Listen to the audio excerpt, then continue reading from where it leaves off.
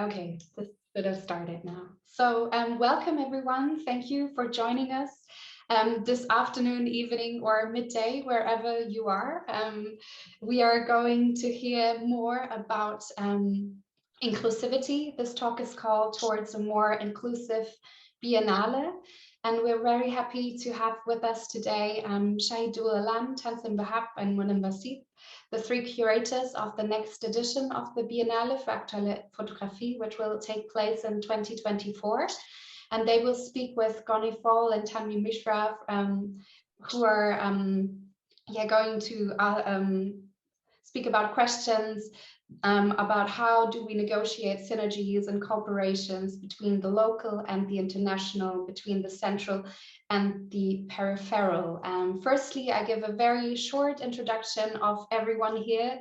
You can also find more detailed biographies of each speaker on our website, Biennale für aktuelle Fotografie.de. So I want to keep it brief, but if you want to know more about the speakers, please see our website. So firstly, I'm happy to introduce Shahidul Alam, who's a photojournalist, social activist, curator, and writer, and holds a PhD in chemistry. His areas of interest as an activist, photographer, as well as a curator are social issues. And he's received many awards for his photographic works and his political commitment. With him on the team is Tanzim Wahab, who's a curator, researcher, and lecturer. And he's the director of Biennale International Festival of Photography. He's also headed several other curatorial research projects and has been a fellow on several programs as well. And with him is Munem Wasif, and he's an artist, curator, and educator whose work examines the concept of documents and archives and their corresponding influence on politically and geographically complex issues. He's also been a co-curator of the Biennale Festival since its 8th edition. Yes, and more on each of our curators you can find on our website or in the newsletter, and I think also on our Instagram. And we're really happy that Gonifol and Tanvi Mishra are here today as well. And Gonifol is an independent curator and a consultant in cultural policies. She has been the editorial director of the Paris-based contemporary African art magazine Revue Noire from 1994 to 2001. She's also an editor and curator and has curated many exhibitions and was a guest curator for the Bamako and Dakar Biennales. And she has been appointed by the French President Emmanuel Macron as the General Commissioner of the Africa 2020 season, which took place from December 2020 to September 21. And Tanvi Mishra works with images as a photo editor, curator, and writer, and is based in New Delhi in India. She was the creative director of the Caravan and is part of the photo editorial team of PIX. And she's also she has been part of the curatorial teams of Photo Kathmandu and Delhi Photo Festival.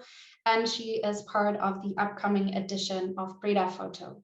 Yes, I'm really happy to welcome you here today and hand over the mic to Tanzim, who will start with our talk today.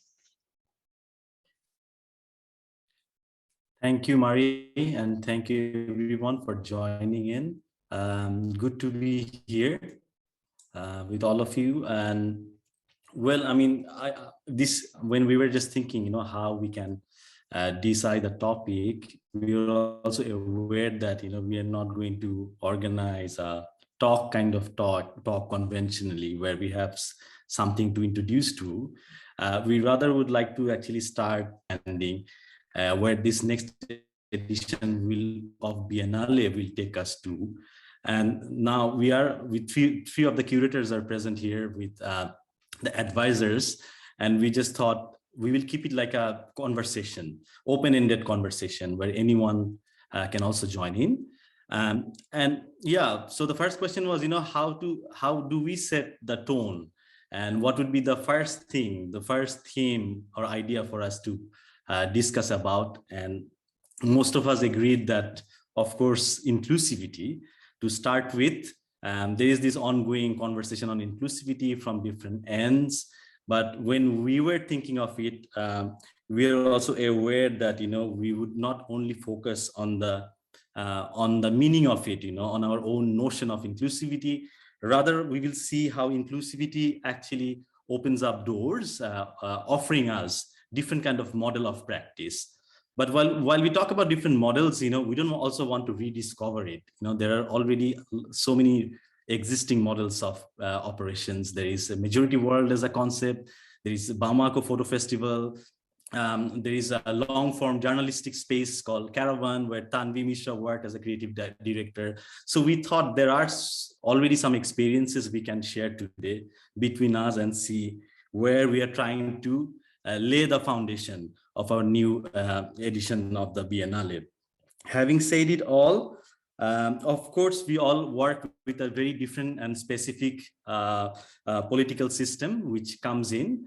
But at the same time, once we talk about inclusivity, we often forget about the question of infrastructure as well, because we are trying to operate, navigate towards a photo biennale, a lens-based art event, specifically in Europe. And to begin with, we really want to be very conscious and concerned that, it shouldn't be a token inclusivity to talk about.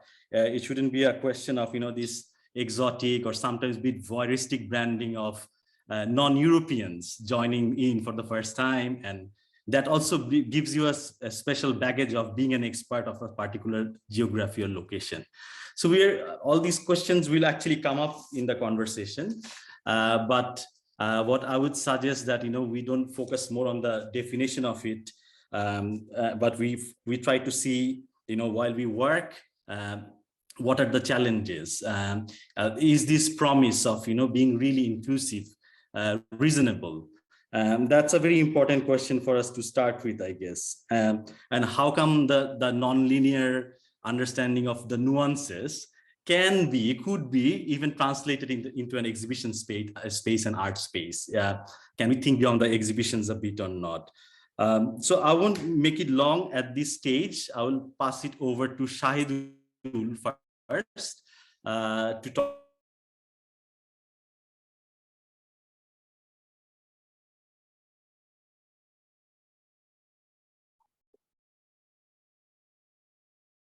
Global South voice, but not in a deductive way, trying to see how the Global South is not limited to a geography, but it's an idea. It's an idea of inclusion. So Shahidul, would you like to take over? Well, thank you for that, Tanzim, and it's great to see. I mean, in the list, I can see lots of my friends lurking in the background. Sorry I can't say hello to all of you individually, but hello all the same. You used a word door, and I would like to pick up on that. Inclusivity for me is not what it's often been reduced to. People have talked about it in terms of demography, in terms of how many people, of what they're there, statistical figures, the shifts that are taking place or not taking place. I mean, demography could be sometimes a useful indicator, but I don't think that's what it's all about. I would rather take that word Tanzim used, adore. And if I visualize a room, I'm not as concerned about who's in the room, the body language between the people in the room, or things like that. I'm actually very concerned about whether there's a welcome mat at the door, whether it's a door that is inviting, whether I feel threatened by the space inside, whether I feel there is a sense of belonging if I go in there.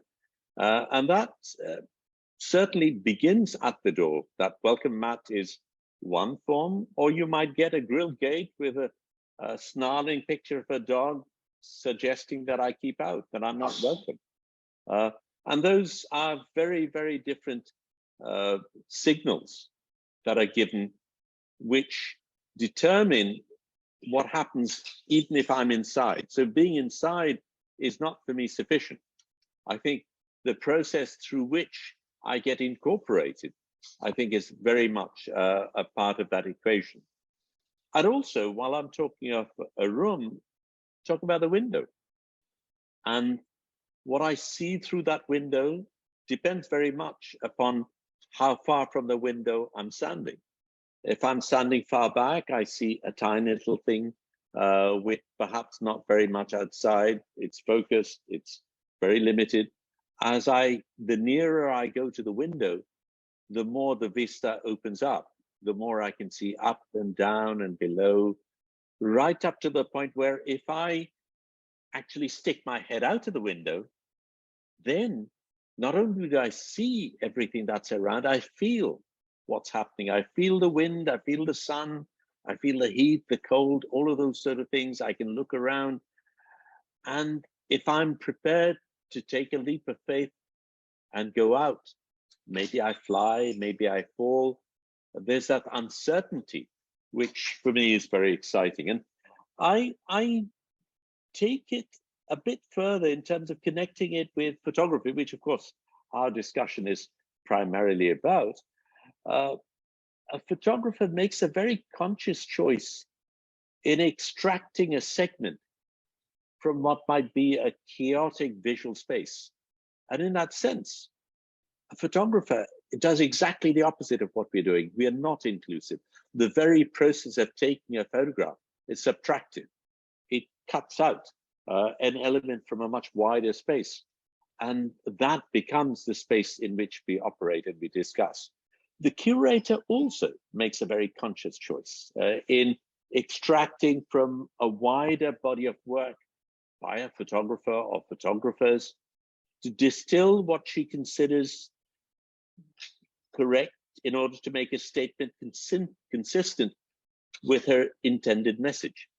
So we've got a very interesting dichotomy here. We're talking about inclusivity, we're talking about an inclusive space, yet we are dealing with a medium and professionals whose natural instinct is to be exactly the opposite.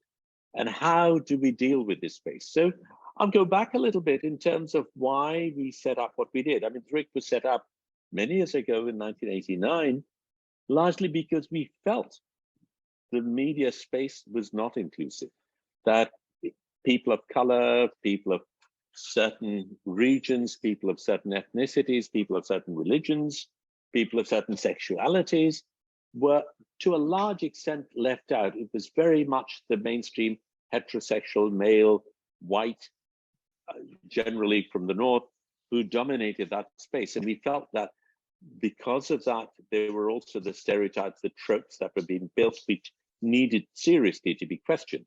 So our attempt at that time was to build a space that would be inclusive, but particularly welcoming of people who had been, until that point, excluded. The lexicon itself is interesting because how you define oneself or how others define you is also part of that exercise. And we, coming from Bangladesh, we were called third world countries. Now, third world is not a title we chose for ourselves. And the people who chose that happen to be representing us. The G8 countries represent 13% of the world's population. Yet, while they talk about democracy and freedom and they represent us, we never chose them to be our representatives. And we certainly never decided that they would make decisions that would affect our lives in the manner in which it does. So we chose a term, majority world, which I started introducing in the early 90s and is now more well known. We then set up an agency called Majority World, which represents underrepresented photographers, not only from Asia, Africa, Latin America, and the Middle East, but also from the North, people who are marginalized, First Nation people, Native Americans, people of sexualities and ethnicities who are somehow hemmed in. And that was how it began. So when we began DRIC, then we decided, okay, if that idea needs to be propagated, then you actually need people to be champions of that idea. And that's when we set up the school, Pathshala. And one of the things we did within Pathshala was to ensure that we had a very different curriculum and very different mode of study and a pedagogic process, which did not replicate the established ways through which the history of photography had been written, or the practice of photography had been taught, or the heroes of photography who had already by then been established could be different people from the heroes that we knew lurked all around. So that was what happened to the school. And when we came to the festival, it became an interface not only for us to show our work to the world at large, but to bring in work from other parts to us and to each other. And I remember, for instance, that Graciela Iturbide met Jody Bieber, and Jody was a huge fan of Graciela, but had never actually met her. And she had to come to Bangladesh for the two to meet. And there were many wonderful little exercises of that sort that happened. And many things have evolved and sprung from that meeting in this distant land for many, Bangladesh, where things began. But we also needed to grapple with something else. I mean, the world of photography was, to a large extent, a world of white cube spaces, museums and galleries and the power structures that surrounded them. So we felt we needed to get out of that as well. So one of the things we started doing, sadly, we're not doing it as much anymore, but we would go out. I mean, Bangladesh is a land of rivers. We would, on the opening night, go out on a boat into the middle of the river and then come back in the dawn through the misty fog, singing songs, dancing all night, having fun, basically. But being together as a community, which we felt was very important for us. But one of the things we were very insistent upon right from the beginning was that if people felt threatened by the gallery, by this white cube space, then the gallery must go to the people. So from very early on, we had these mobile exhibits, which would go in rickshaw vans, go across the city, go across the river, go to marketplaces, go to school play fields, go to places that you would never normally associate with an exhibit, certainly with a world-class exhibit or an international festival. But that really became what the pulse of our festival, in a sense. And for many of the visiting artists, it was to be able to participate in that mobile exhibit, crude as it might be, was the highlight of the event. I'm not going to talk a lot more at this stage. I mean, I'd be happy to come back, but I think for me, it is challenging that space, which is very dominant. And in a sense, for me, it is much more about inverting those power structures than it is about photography. I'll stop for now. Yeah, thanks, Shahidul. And I think you already brought in this very important word, the power structure. And then we can also, try shifting the conversation a little bit towards it as well. No, I will actually come to Gone, but I remember we were judging World Press Photo this time, and we had like series of conversations inside and outside the workspace about, this entire spirit of non-alignment, non-linear movements to look into different models of quote unquote third world or the majority world, and how much relevance it is today when we are operating in a very complex terrain. And we often talk about post-coloniality, but how can we rather embrace the differences in our practice and not always, relying a lot on the term in a very reductive form. As you have said, it could be very exclusionary approach as well to claim the post-colonial geography or the global South geography. Gone also worked for Bamako, Photo Biennale.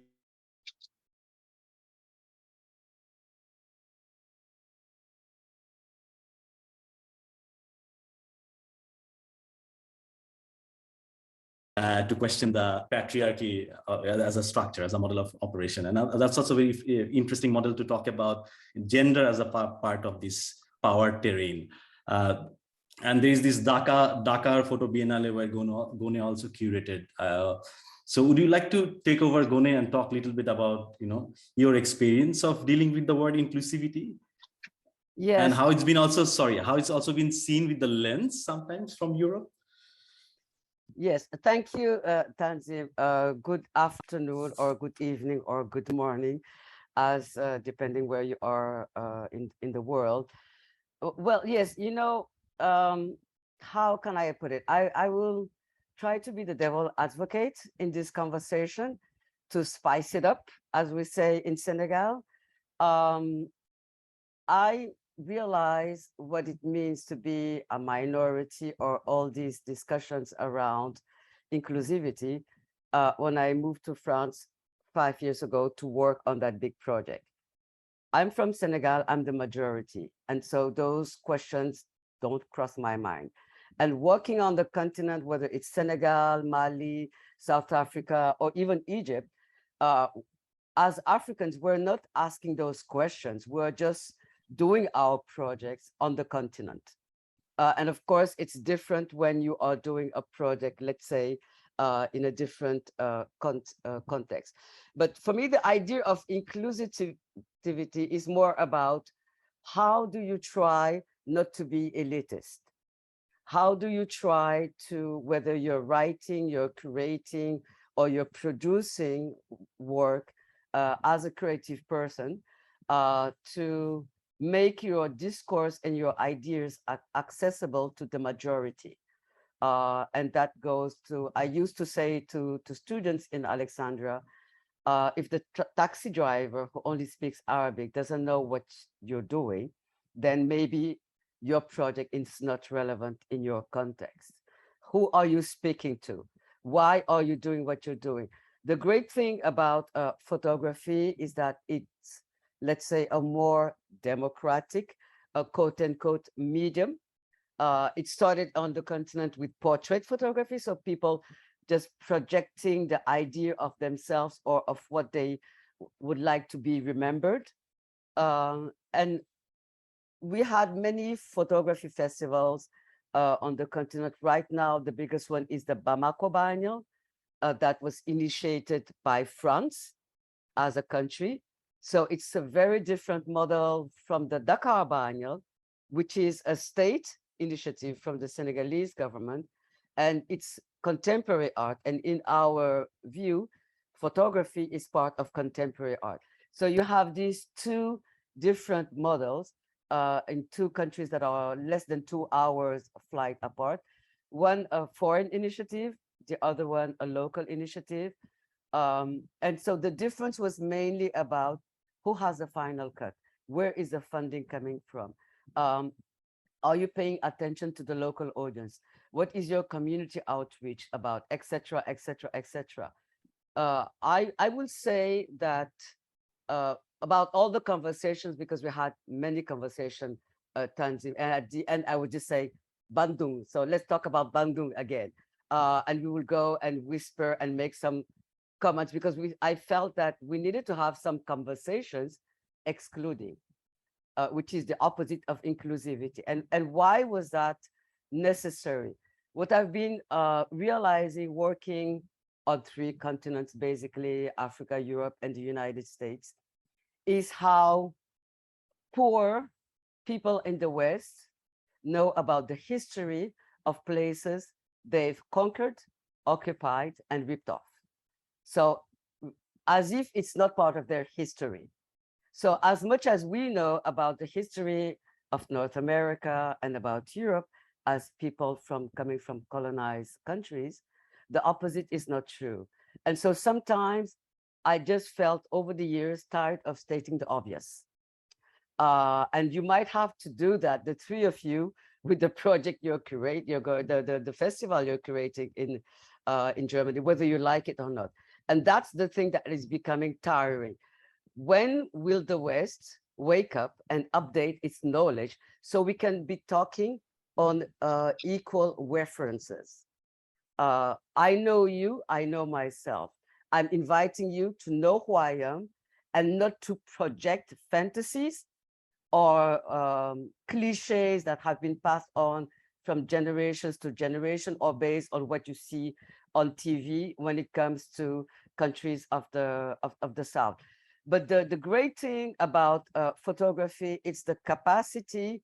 I mean, you don't need to give a 1,000 word lecture to explain a photography or a series. And you might need that sometimes with contemporary art, whether it's installation or some kind of sophisticated performances. So for me, already the fact that it's about photography, it is highly inclusive. Now the other thing is that it also tells a lot about identity and who we are. So it goes back to the question, who took the picture? Who is in the picture, if there are some people? So what are we talking about? Who is filtering, as Shahidul was saying, because of course you edit, so you're making clear a decision. And you, as the curators of this festival, you will have to make choices. I'm just saying, do not justify your choices. I've never heard any artistic director or curator of Documenta, Venice Biennale, whatsoever, who are now looking 360 and doing international projects, being forced to justify their appointment or justify their selection.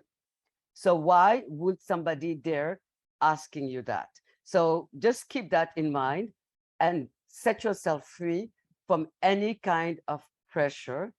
The challenge is that, yes, you are from the South, but first and foremost, you are a professional. And it's based on that and the inspiring concept that you submitted that you have been invited to work on this. But I don't think the context is important when we talk about inclusivity. And I have the feeling that people from the South are in more or less similar contexts than people in the North. And it has to do with the economic, the social, the politics, that challenges that are totally different. In the North, I see that, let's say, the African diaspora talks a lot about identity and race. We don't have those conversations on the African continent. The majority has the same skin color. Race is not an issue, and identity as well, because we know who we are and where we come from. So I'll pass it on, just opening some more things to think about and talk about. Thank you, Munem. Well articulated as always. But yeah, you just brought in the issue of context. But it is also very interesting two-way situation, right? It's not the binary between us who are demanding equal reference to the other continents, but also we are operating within our own continents in a difficult climate sometimes, and so how to set the boundaries in terms of our topical interest. And I think Tanvi would be able to talk a little bit about operating into the context of our own regional local terrain, especially the way you were working with the Caravan magazine, who are claiming a very different form of this long form investigative journalism. And as a creative director, you just were critically engaged with the space, but at the same time, you saw how there is this pressure of legal suits and cases for defamation when you're trying to be really frank and critical about explaining your context. But at the same time, it's not fairly woven from both sides. At one end, the power structure also talks about hurting public sentiments when you cross the boundary. But at the same time, if you really want to be critical about the power and question it, and then you do the defamation. So this, doesn't it seem like a very gray line to operate within your own context as well? Thank you, Tanzim. Really glad to be here amongst friends on the panel, but also in the audience, as I can see.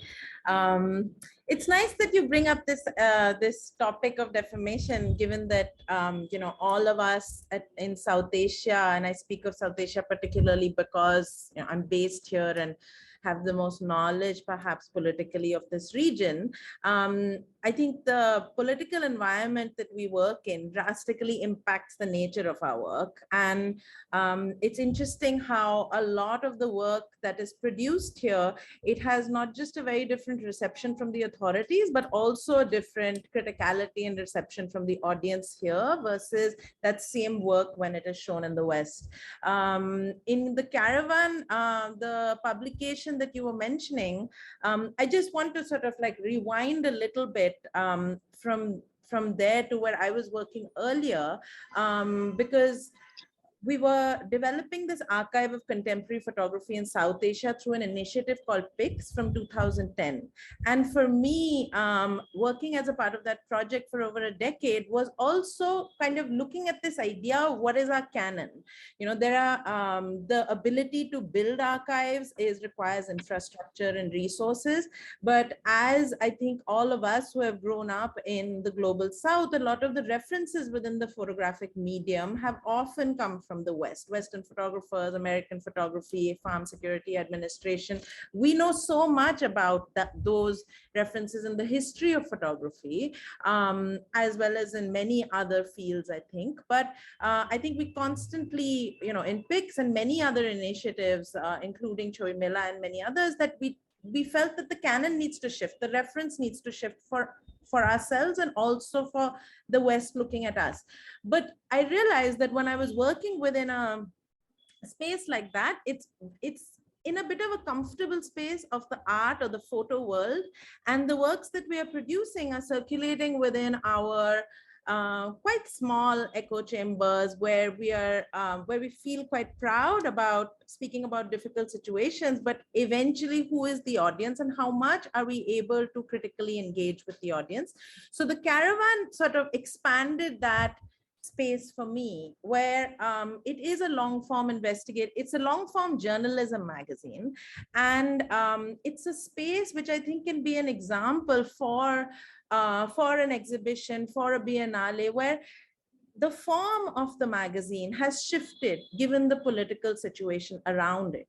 So a place like Caravan allows for long form work in image-based work as well as written work. That the form of the magazine actually changed over the years as the political situation in India became more and more stifling. Initially, the magazine was focusing much more on language, on the poetic visuality of images, as well as, you know, the writing. And as in 2016, when we saw, you know, through the middle of Modi's term, that it's becoming harder and harder to speak critically about the government, the media is folding down, we had to turn more investigative. So the form of the work shifts. But you take that burden upon yourself to do this work that is kind of looked at as public service.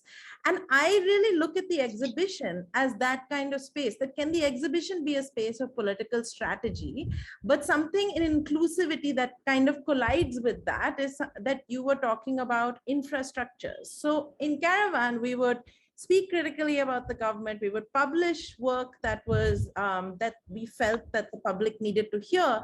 But what happens when you get a court case? What happens when one of your reporters gets arrested? What happens when one of your photographers is attacked in the street? And all of this has happened during the time. And in places like ours, where legal systems do not necessarily aid the people who they are meant to, you cannot rely on an outside space to build a support infrastructure for you. And one thing that I learned from that space was that if you take on the responsibility of producing a politically sensitive work, you have to support the maker right from the making of it, not just monetarily, financially, psychologically, legally, to the publication of it and after. And this is something that, you know, I would like to sort of bring in to the space that, you know, we're in right now, that when we use the exhibition, say in a Western situation, like say the Biennale, when there are works in there that perhaps pose significant security concerns also to the people that are taking those risks and bringing the work there, how much of infrastructure is really available to safeguard their voice, to safeguard their personhood? Is inclusivity extended to the fact that, you know, it makes the institution look good to have a diversity of names? I say diversity in quotes because it is it's a term that can very easily, I think, absolve various spaces of feeling inclusive by having a certain percentage of names from a certain part of the world. And you can have those names in there, but what are those names and what are those people foregrounding? And does the institution have the capacity to extend support beyond the mere, the work going up on the walls. And so that's where I also kind of want to segue into that. Can the exhibition be this political strategy and not an end in itself? Can it be there? Can we not be focused always on the outcome of the work in terms of its visuality or aesthetics, or a sort of West European, Eurocentric or Western centric notion of what is a good exhibition, what is good art, but really the conversations that it is bringing up? And is it possible to be inclusive of perspectives that might collide with what is considered kosher? I know that there are conversations going on right now in Germany, where history is seen differently about particular events differently in different places. Germans look at a particular instance differently as we might look at it from Asia, as Palestinians might look at it from where they're situated. And is it possible to have colliding perspectives in one space and foster that? Because often we also see that many of us are invited to be in these rooms that Shahidul was talking about, whether there is a welcome mat or not. But is that mat sort of like pulled away when you present an opinion that doesn't sort of align with what we are expected to, how we are expected to perform, the political voices that we are expected to express, and what we can and cannot push forward? So that was, that's sort of my, those are sort of my concerns. And one last thing that we've been thinking about a lot, and I really appreciate what Gone said, that those of us that are situated here away from the West, the way that we look at inclusivity is a bit different. So for us in India, one of the main concerns is caste.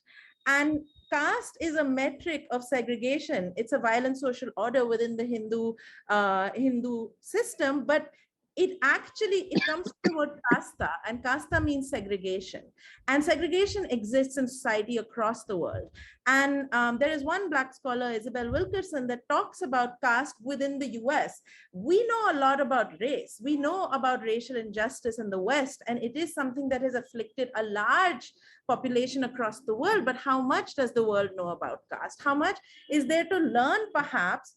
Can the world admit to itself that they learn from having a reference point in the global South, rather than for us to have that reference point in the West? Like, for me to explain caste to an audience here, I have to give the reference of race. Can we invert that a little bit? And I think there also has to be some knowledge building that is done from within for the people who come and sort of like engage with these conversations. So we're not sort of always having these conversations giving context at a very basic level.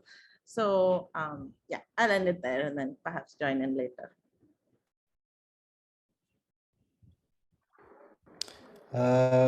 I don't see Tanzim here, so I will pick up from here. So it's lovely to see everybody here, a lot of friends, a lot of colleagues, and a lot of people we don't know. I guess it's a start of a new conversations.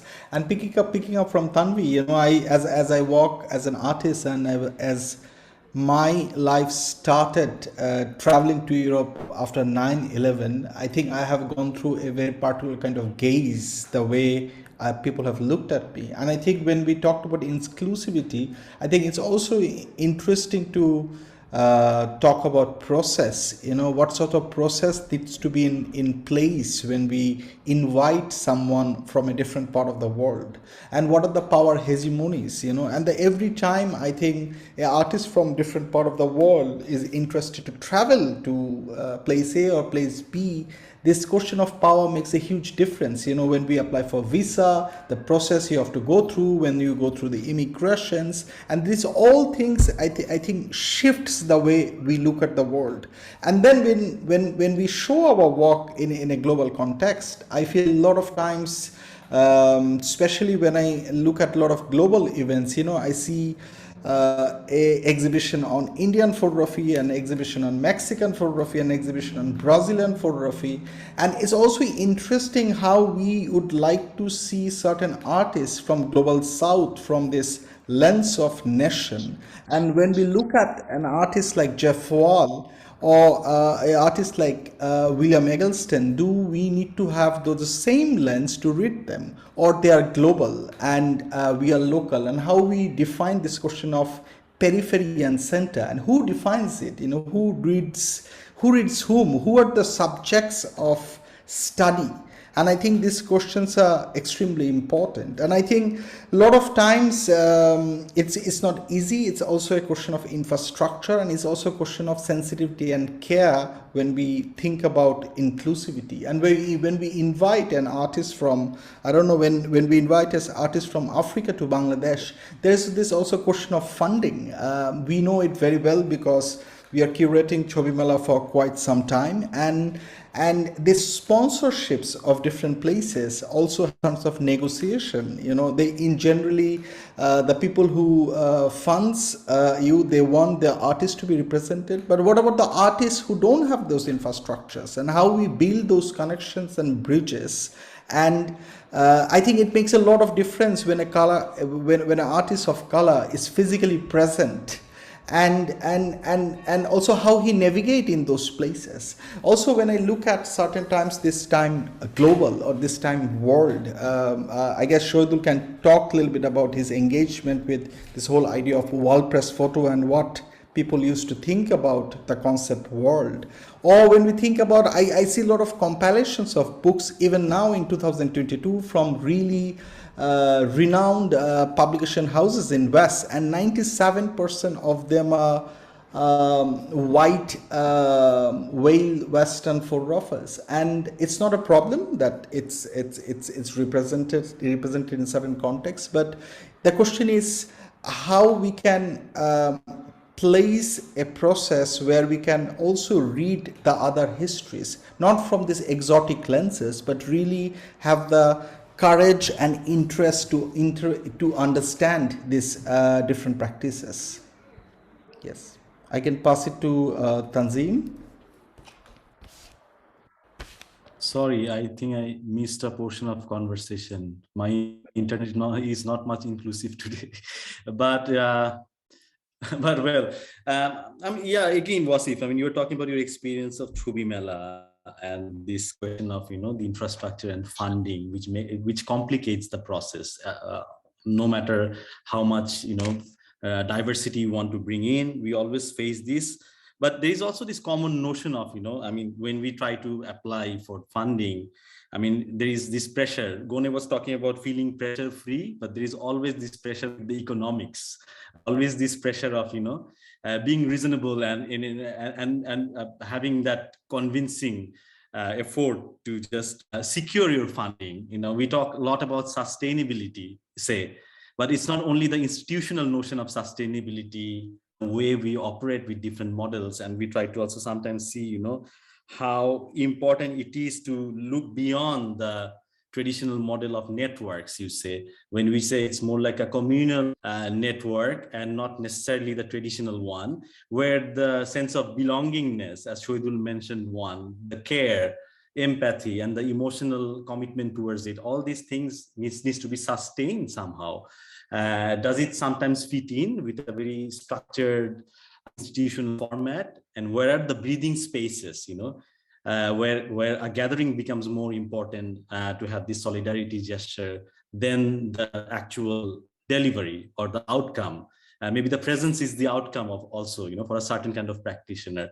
Shahidul, would you like to talk about this, you know, looking beyond the organizational aspect of infrastructure? Is it possible? Well, we've done a few things which have set the tone, if you like. In a sense, you mentioned very correctly that funding is available for some and funding is not available for others. And there is always a tendency of those who fund to have their favorites included. And there is this implicit assumption that because they've put out the money, they will have a say, or at least be able to nudge it in directions. So we made a very conscious policy decision that whether or not people come on board and regardless of the terms through which they come on board, they had zero editorial control. And they come on board knowing they will have zero editorial control. And that has made it difficult. I mean, I know of directors of cultural institutions who've been very offended because their favorite photographers have been left out despite the fact that they are sponsoring the event. But then they have gone on to recognize that that's the way this festival works. And you come on board knowing that that's where the ship is heading. And it's a very conscious decision that we've made. But it's also, I think I would like to, in a sense, turn it around, because while inclusion is, this talk of inclusion and diversity are important things, I think our success will be when they are no longer the things we need to discuss. And we can get on with discussing the medium itself and the joy of photography, and that we can celebrate the medium to an extent. I mean, what I would like to do is to imagine a new world. The joy of inclusivity is in the plurality it embraces. It requires a leap of faith into a world unknown. And for that, we need to be able not only to receive, but to let go prejudices, of zones of comfort, sometimes of the ground beneath our feet. And it can sometimes be very scary.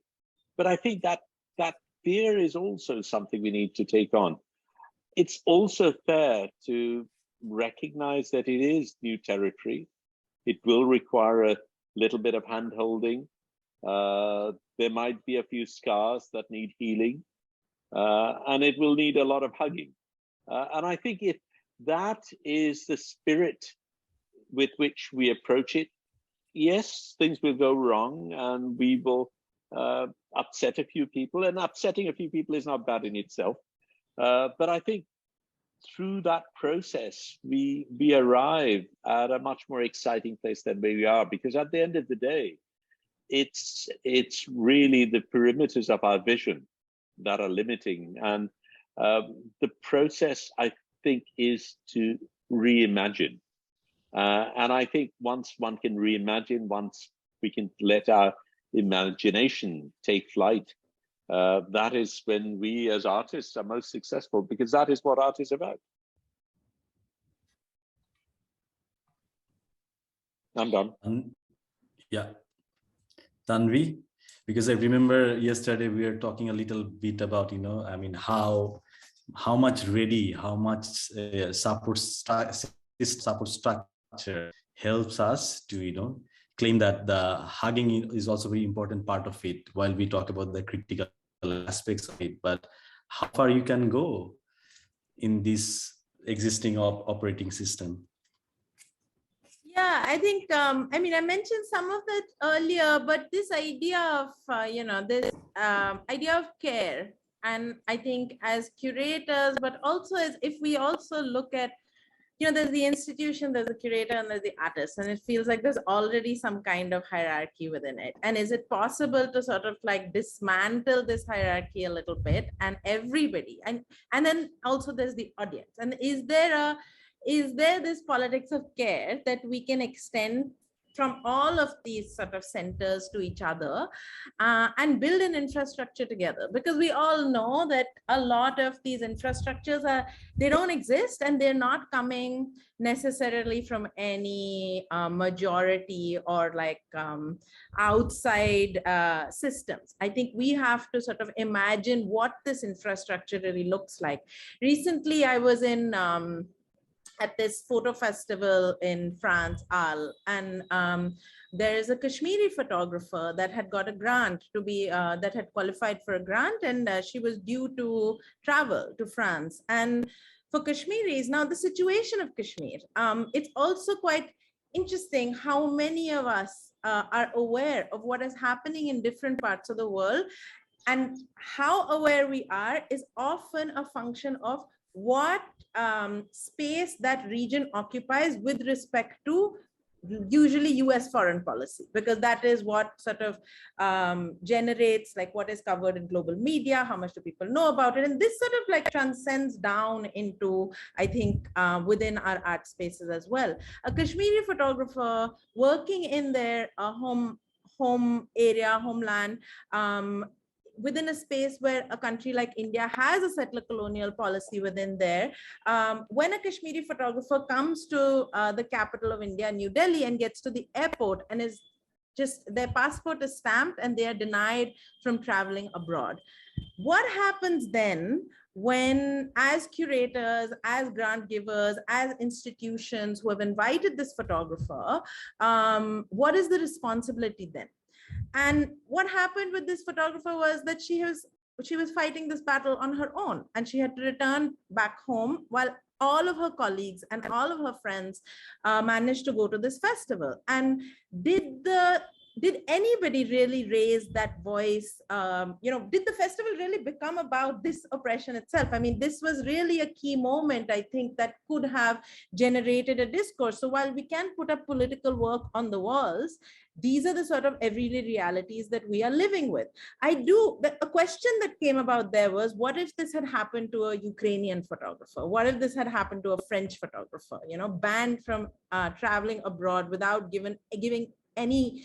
without being given any paperwork and about to attend, I don't know, the Venice Biennale, the sort of magnum opus of the contemporary visual art world? It would make news. And what are the different kinds of responses? And are responses different to people from different places? I think we know the answer somewhere.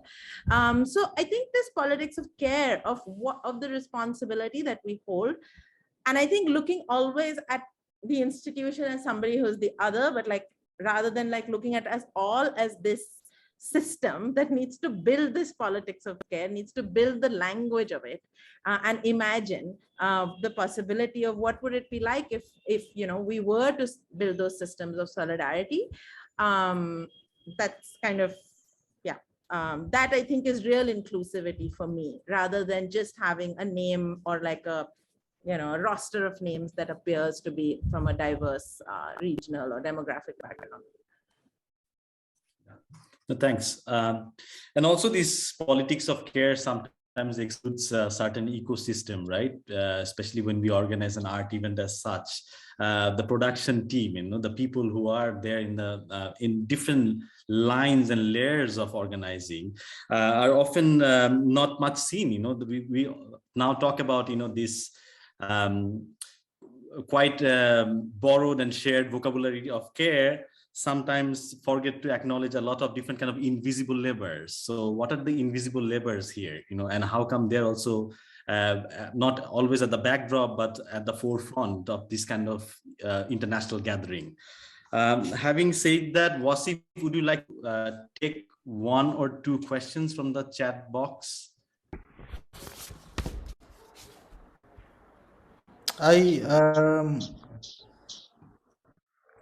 Yes, there is one question by Vasant Nayak. Besides being about people, inclusion has also to be considered relevance to the content being shown.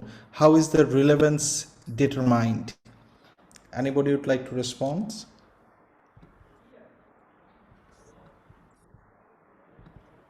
Gune? Yes, I forgot. Sorry, I forgot that my microphone was off.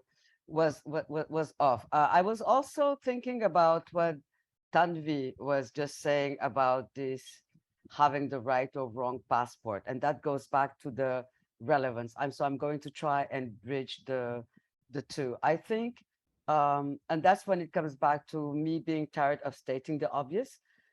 Because it's the responsibility of the organizers and of the curatorial team or artistic team to be aware that we are not the same when we travel, the moment we get out of our country. Not even mentioning in the country, but let's say what kind of passport do you have? Do you have the passport that the entire world is yours, or do you have one of those passports that is just like, no, thank you, sorry, stay at home? So it's the responsibility of organizers, curators, everybody involved in the project to be aware of that. You can't reach out to somebody saying, I'm inviting you, then not following that the person will arrive where he or she is supposed to be and be invited.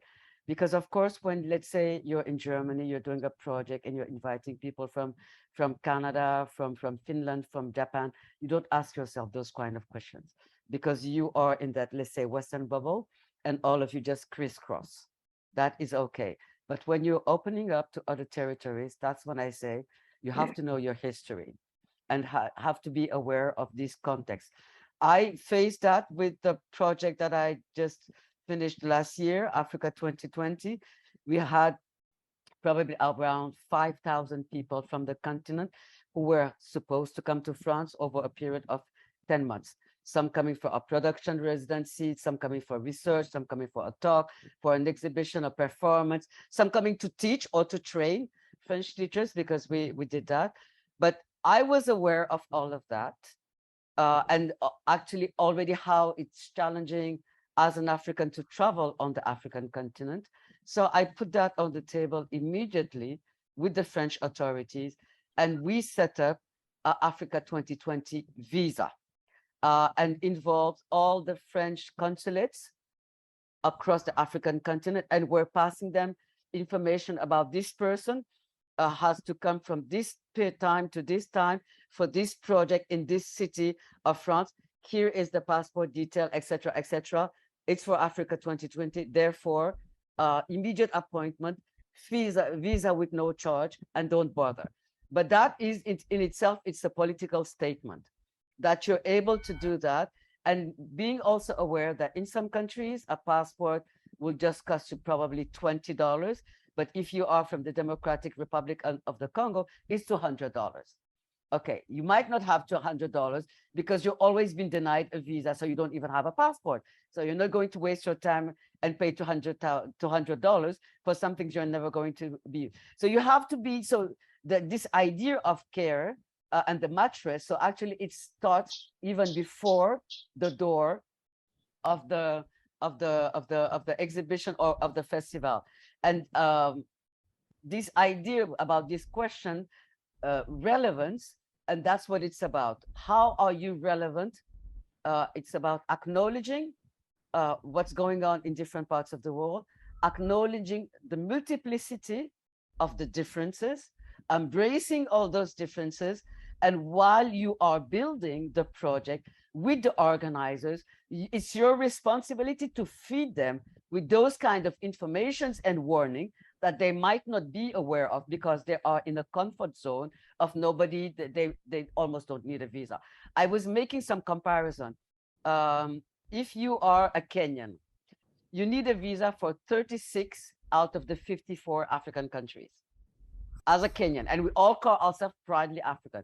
If you are a French citizen, you need a visa only for 4 countries out of 54. That says a lot about politics and free access and how people travel. It goes about mobility. And what the heck are our politicians doing?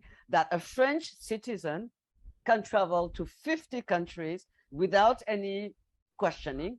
And if you are a Kenyan, well, almost half of the countries, you have to go apply for a visa and pay $200 or $100 for a visa. So the relevance of being inclusive, it's mean that you are aware of the responsibilities, the complexities of different parts of the world, whether it's the context that I was saying, whether it's social, economic, politic, and make sure that this terrible story that I'm hearing from Kashmir never happens. I brought us a delegation of 8 photographers from Sudan to all last year because of what's happening in the revolution. And these young photographers are the ones who were documenting the revolution while making the sitting. And for me, it was important for the French in their post-Yellow Jacket situation to hear from young Africans that sense of citizenship and how you just stand by something and make things happen. So I had a very strong conversation with Ministry of Foreign Affairs, with the French ambassador in Sudan, to make sure that any of these kids will be denied to get a passport, denied a visa. They can come safe to our, we'll look after them. They did a panel discussion. Everybody was applauding because suddenly these French blasé people were seeing how people are using in different parts of the world, different strategies for social justice. And that's how you learn from others. And I think that's the great thing about all these international platforms. It's about learning from each other. But for that to happen, you have to hear those voices. You have to have these informal conversations, like I was having with Tanzim. I would just say bang dung wink wink, and then we go out in the balcony and we're talking about other stuff that had nothing to do with World Press Photo, but yes, connected to the politics of World Press Photo. So being relevant, I think it's about embracing differences, acknowledging differences, and forcing the organizers not to be naive and say, oh my God, we are international. We have curators from Southeast Asia. We're going to have like the Olympic Games of photography whatsoever, and not being aware of the implications of what that means. Thanks, Gone. I think this naivety is paying price in many levels. But again, even I mean, the thing you are saying, I'm just trying to summarize that, this multiplicity of differences has such a range from the visa process to acknowledging a different voice, and it clearly talks about the real life situation of policy negotiation within an art festival kind of format. And so please, the floor is now open for anyone to ask question. Tanvi wants to add. I just wanted to add a little bit to this idea of relevance, because I was reading something yesterday where, one is that and this is work that we all do, right? Like we want to bring out stories from our part of the world and, almost like educate or like start conversations in other parts of the world, or even in our spaces. One is that sort of looking at difficult situations in different parts of the world and build that understanding of the world. But I think for me at this moment, one of the biggest things in relevance is also self-reflexivity. And that goes from like self-reflexivity of nations and also self-reflexivity of individuals. Because I think that sort of brings in this idea for me personally, like say it brings in the idea that there are multiple marginalities. So while when I go to the West, I am put under this strange term that I've never really used for myself called person of color.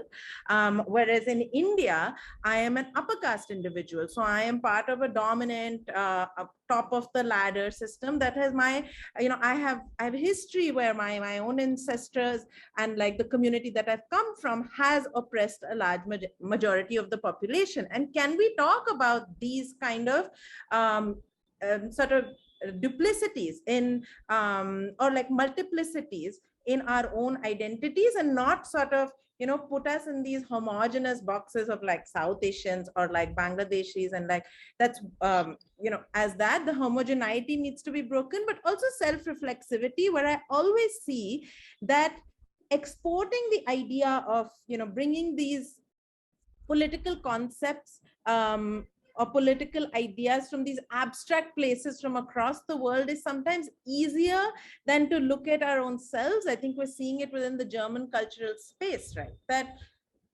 colonization is an active process. It's not something that ended a while ago. But while Germany is welcoming conversations from across the world, you can talk about conflicts from across the world, but Germany's own role in how it's sort of its own role as a place of like a hegemonic power, is that really welcome as a conversation? So I think relevance and self-reflexivity anywhere, not just Germany, but I think we have these difficulties also in India. No state-based cultural institute will welcome conversations that are critical of that very institution. But so yeah, I really kind of wanted to bring in that idea.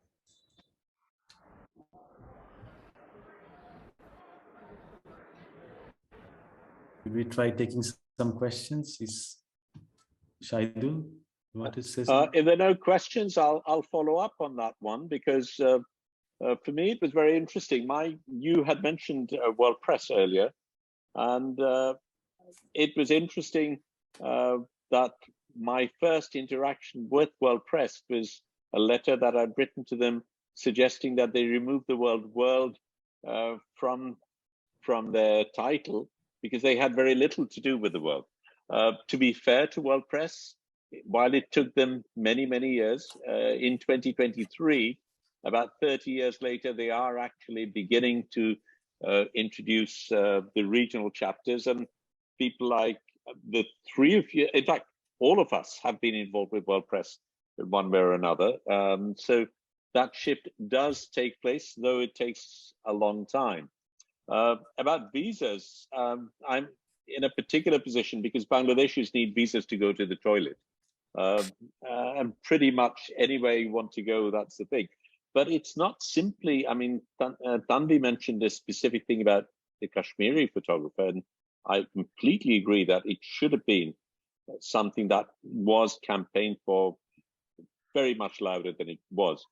But we had an opposite situation where most of these countries don't have embassies. Bangladesh doesn't have an embassy in most of the African and Latin American countries. We do have a situation, however, where if that be the case, then you can apply and negotiate for people to come with a visa and get a visa on arrival. In our case, we had gone further.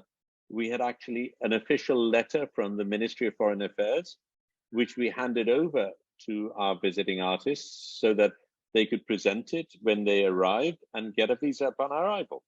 The interesting thing was a photographer from Togo who was having to fly by Lisbon was refused entry by a British Airways official because he didn't recognize the authenticity of this letter from the ministry and wanted to speak to the immigration officer. I mean, we had this ridiculous situation. So, I mean, what do you do in those situations? You find a way out. So I became immigration officer, and I rang this British Airways person, and as immigration officer authorized him to let this person through, which he did. So that's sometimes how ridiculous these things can become. But I think, you know, we have creativity on our side, and perhaps we shouldn't forget that, you know, while there are people who will do that, there are also generally stupid bureaucrats who can fight them.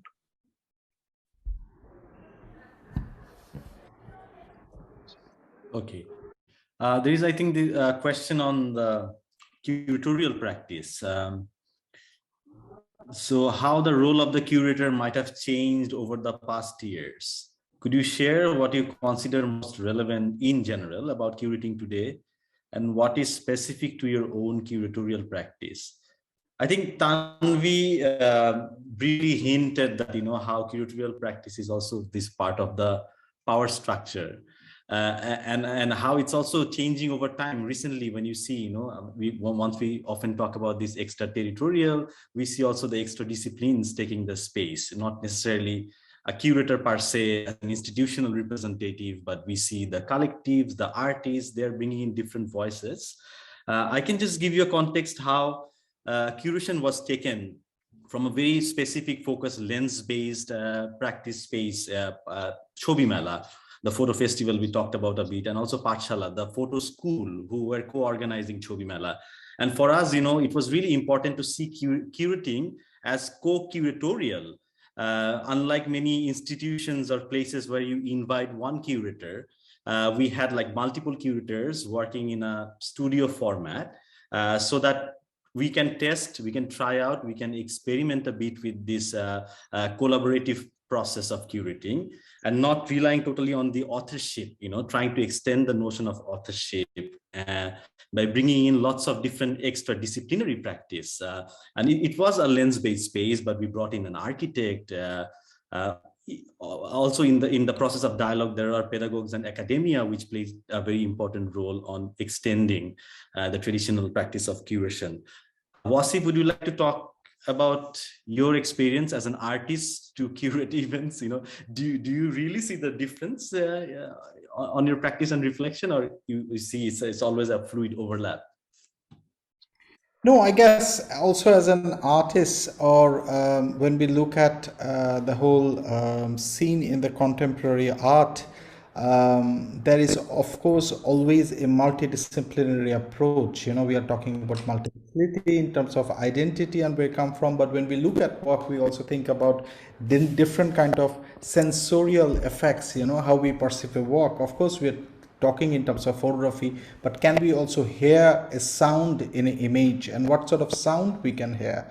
But speaking specifically about how it shifted over the years, I think the role of photography has shifted radically over the years. Also, because we are living in a different world right now because of social media, the amount of images we see every day, it was not at all similar maybe 20 years back. So our reaction to images has shifted, and sometime maybe we have to start a very different conversation, that how we can really imagine a different conditions of world, maybe without not looking at images, but starting positioning images as references.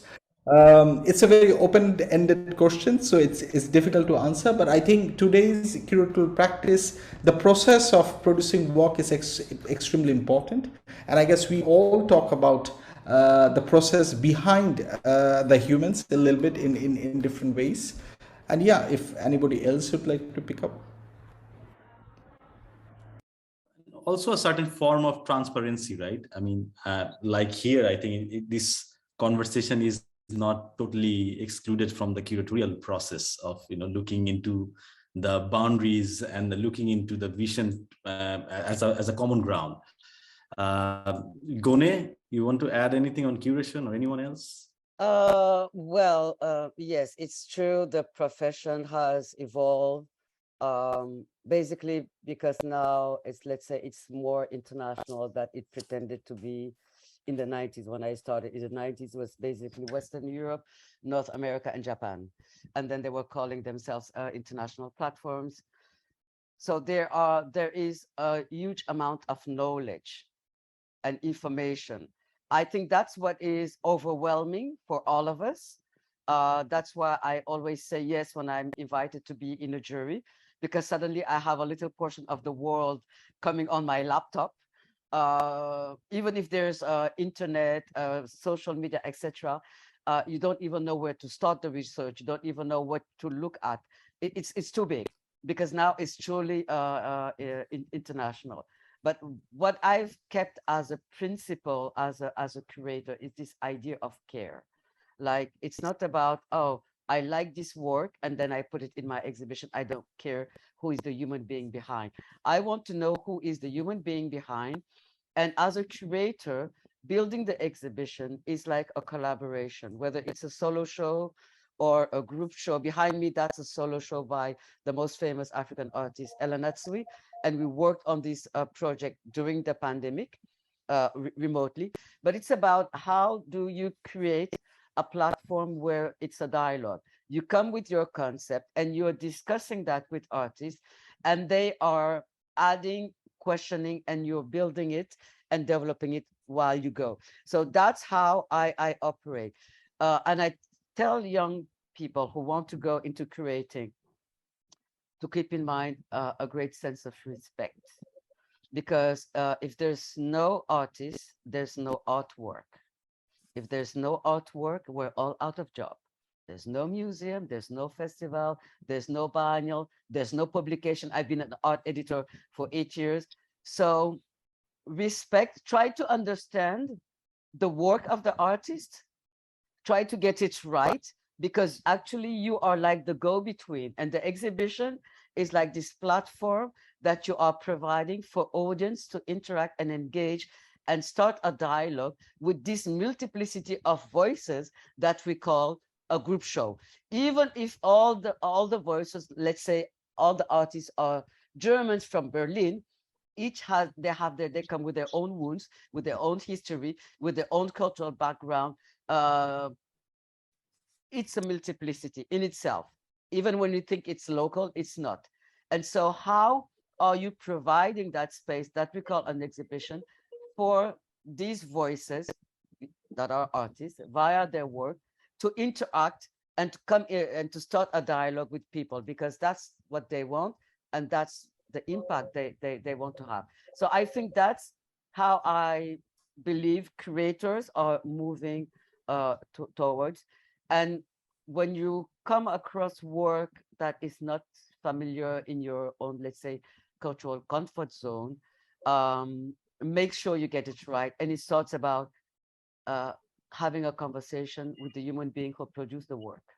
it's not about a sense of respect. It's about being respectful, because don't take anything for granted. And you're also always learning while you're producing different exhibition.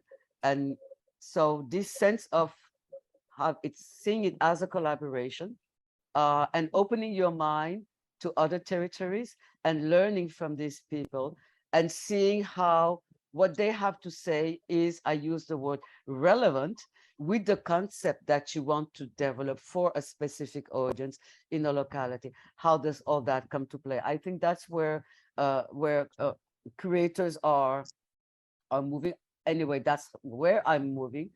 And I just want to say to Tanvi, we can have conversations without stating the obvious, because we also have caste in West Africa, and it goes back to the 6th century. It's not as harsh as in India, but that's what I say when, if you don't know your history, how are you going to interact with other people, bearing in mind where they come from and what's the journey of their own people.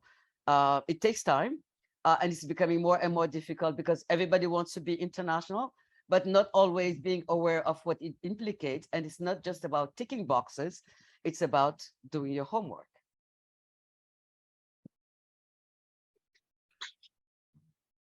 Any other question you have, Shahidul? Yeah, no, I'd like to actually relate to the photographic practice. I mean, at the end of the day, that's what this is about.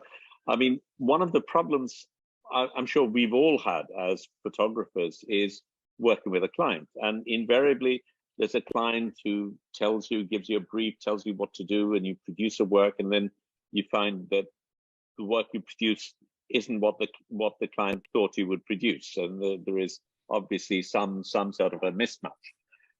And the way advertising agencies have dealt with it is to use a thing called a mood board, which I actually find very useful as a curator, because the way they use it is essentially a space where whoever's on one particular position tries to find a visual metaphor for what they've conceived.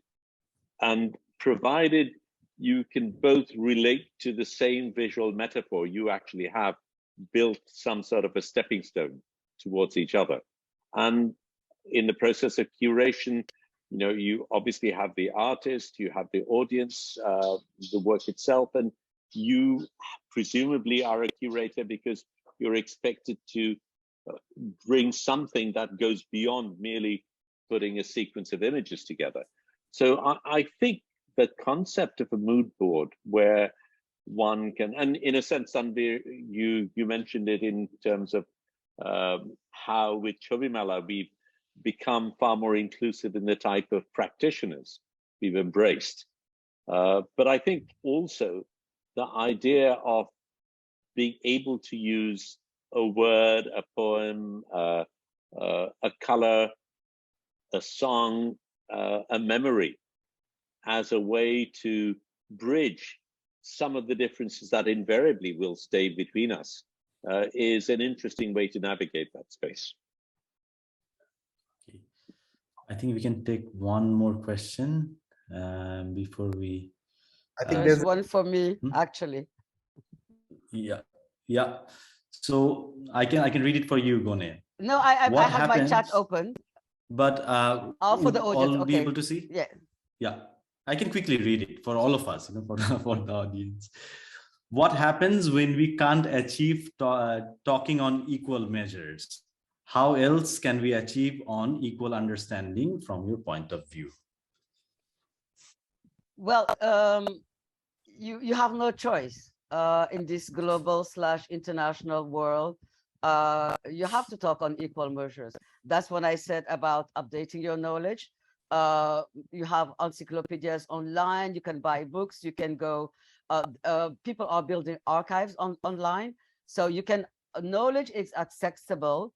It's not when I started as a curator in the early 90s, internet didn't exist, mobile phone didn't exist. When I wanted to know what was happening across that massive continent of 30,000 million square kilometer, I had to travel.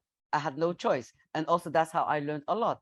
So you have to learn, but I just suggest that if you are open-minded and are curious to really meet people from different parts of the world who have different experiences, talk to artists. Because at the end of the day, when you're doing it, you can't do an exhibition and invite artists without talking to those people.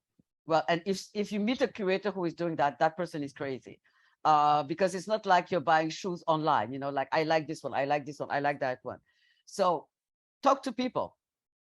Learn a little bit of their history, where they come from, but it's about talking to people. When I was talking with Tanzim about this Bandung, but just saying Bandung, we had somebody else from Singapore who had no clue what we were talking about and who never heard of Bandung, and she's from Singapore. So imagine my shock as an old lady, like, where did you go to school? In Singapore. Then c'est pas possible. You never heard of Bandung. You don't know what it represented back in the days and what it will be meaning in this world of today. So it's not just because you are from the West that you don't know what's happening outside of the Western world. It also happens. I meet a lot of young people on the African continent. They don't even know the history of their neighbors next door. But that's what it is. If you're not on equal level, that's when the power game starts to play. And if you're white talking to a non-white, then all the trauma of colonization, occupation is going to pollute that conversation, even if it's unsaid. But then misunderstandings are just going to grow. So that's the effort you have to make in this international world, to have international knowledge. Really knowledge, not information, knowledge. Yeah, definitely. And I think it's a two-way effort. And as I said, you know, we are more like embracing the differences and not didacting it, and yeah, feeling pressure free. I don't know how pressure free we are feeling now, but that's where it is, you know, that's where the point of negotiation we have. But thank you everyone for joining in. Anyone wants to say anything as a last remark from the speakers? Well, I will just say, should we close it now? Good luck to the three of you. It's going to be great. I look forward to follow it online when it will happen. I think it's next year, right? Or in 2 years' time. 2 years' time, and I'm sure 24. You will have inspiring conversations, challenging conversations, annoying conversations that will happen when we'll have to state the obvious. And it works always, we will also both ways. I mean, the organization in Germany will also take for granted a lot of things that they will have to explain to you. So each of you will be learning to know the codes of the other ones. And that's, if I answering a little bit more to that question about being on equal ground, that's what it is. We're all learning from each other. But yes, it's going to be great. Thank you, Yone, for some hopeful words. And I would like to just invite all of you. I mean, it's March 2024. Certainly you should come to the festivals if you can, but also get involved. I think, you know, I was being very open and serious when I said it is a collective thing and when we say inclusion, that includes the people who are there listening and people who disagree with us. I think that is part of the process. So I'm looking forward to it. Would Marie like to have a word at the end? Yeah, I think I'd just like to thank every one of you for being here, for being participating in the talk, for your questions. So thank you very much. And we, as the Biennale team, we're also looking forward to the next 2 years in preparation of the upcoming Biennale, which will take place from March to May 2024. You can follow our website, our newsletter for more information. And also we have a YouTube channel where we put this talk online afterwards, which is why we asked to record it in the first place. Yeah, thank you to our speakers. Thank you for your time and for all of these insights for us to think about and to learn. Thank you. Thank you all. Thank Bye-bye. you. Thank you. Bye-bye. Bye.